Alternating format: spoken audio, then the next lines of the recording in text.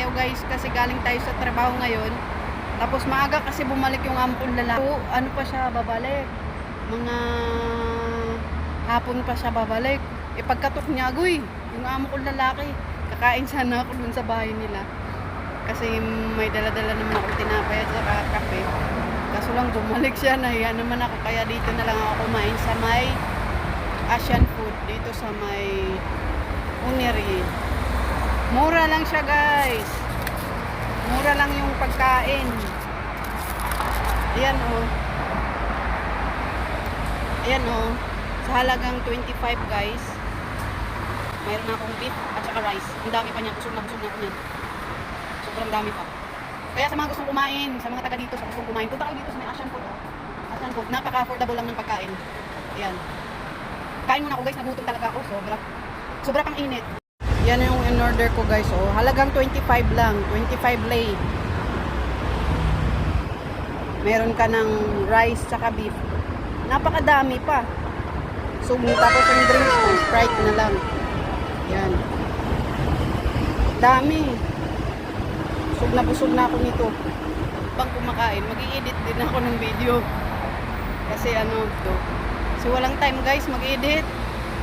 Kaya dito na lang ako. Upo konti.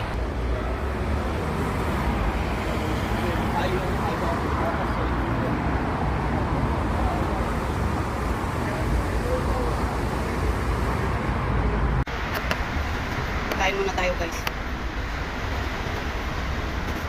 Yan o. Ang sarap diba? Pag Asian food talaga. Spicy beef with rice.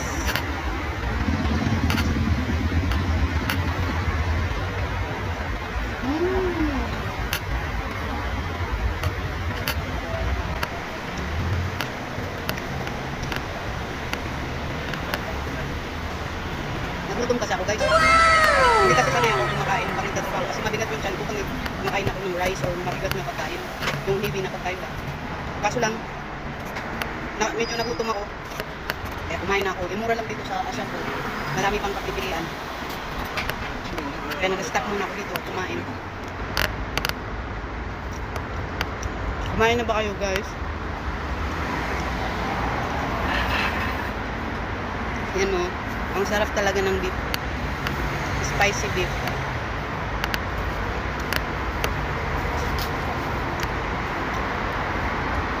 Tapos napaka-affordable lang ng pagkain.